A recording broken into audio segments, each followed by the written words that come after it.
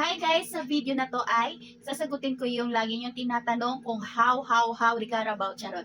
Kung paano maging isang OCA or online casino agent. Kasi yun po yung meaning nun ha. Pinaikli lang po yung online casino agent as OCA.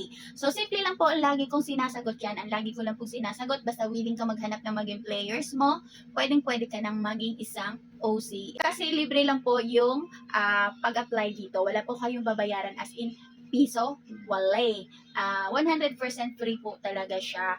Hindi kami nanghihingi ng payment. So ngayon, kung willing ka talagang maghanap ng magiging players mo, ayun, message ka lang sa akin. Sabihin mo, willing po ako maghanap ng players, gusto kong itry, pwede po bang gawan mo ako ng agent account. So, ganun lang kadali. So ngayon naman, pag-usapan naman natin kung yung about sa sahod. So, syempre, kung wala kang players, wala ka din commission. Kaya, no players, no commission, kaya dapat magkaroon ka ng players. So, kailangan mo lang dito ng at least 6 active players para makuha mo yung iyong sahod. Pero kung bago ka pa lang naman, given naman yon na hindi mo agad ma-achieve yon, kaya don't worry, makukuha mo pa rin yung sahod mo. Kung sakaling sabihin mo sa akin, ay sis, ay ma'am, ano pa lang ho, dalawa lang yung players ko, makakasahod po ba? Oo naman, walang problema doon. Kasi given naman na madami, bago ka pa lang. So, ang commission po ninyo dito ay kaya ko kayong bigyan ng 40%.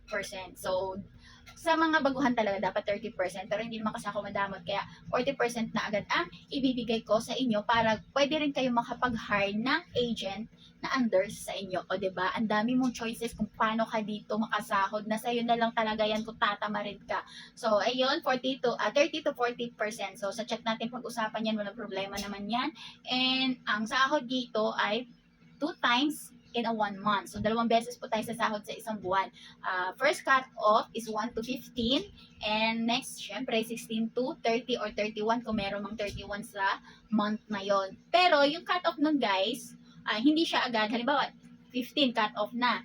Hindi kayo agad sa sahod nun kasi mag-aantay pa tayo ng 1 to 3 days para sa processing ng sahod natin. So, once na meron na yan, ako mismo ang magsesend niyan sa inyo sa mga GCash account niyo kung gusto niyo sa GCash i-cash out, kung gusto niyo Paymaya, kahit anong bank account, pwede po kasi lahat naman ngayon ay gumagamit na ng mga online payment, online banking, kaya sobrang easy na po yan sa inyo. At kung i-request niyo naman sa akin na i-remittance, walang problema, flexible po tayo guys. So sa cash in naman, kung paano mag-cash in si player, paano mag-cash out, of course meron akong GC na gagawin. So ang gagawin ko, i-add ko kayo doon, and i-add nyo na lang yung players nyo doon para anytime pwede silang mag-cash in. Kahit offline kayo, pwede silang mag-direct doon sa GC na yun. Isisend lang nila yung proof of cash in nila and loloadan na po namin sila. So wala po talaga kayong gagastusin dito kasi loader, ako nang bahala, taga-process ng panalo nila, kami nang bahala, ako ng team ko.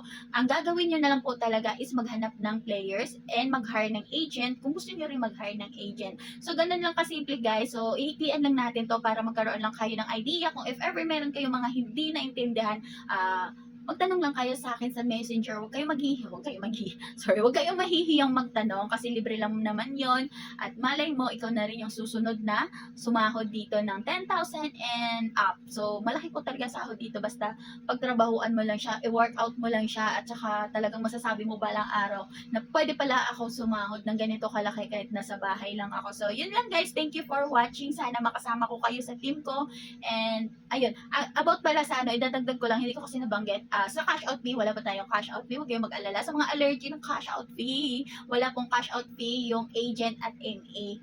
Basta nasa team kita, okay? So, ayun guys, thank you po ulit sa pagpanood ng video na to. Sana nagkaroon ng kayo ng idea and ano pang inaantay nyo. Kung willing ka na magsimula ngayon, mag-message ka lang sa akin, sa aking Facebook account para magawa na kita ng agent account. So, yun lang. Bye!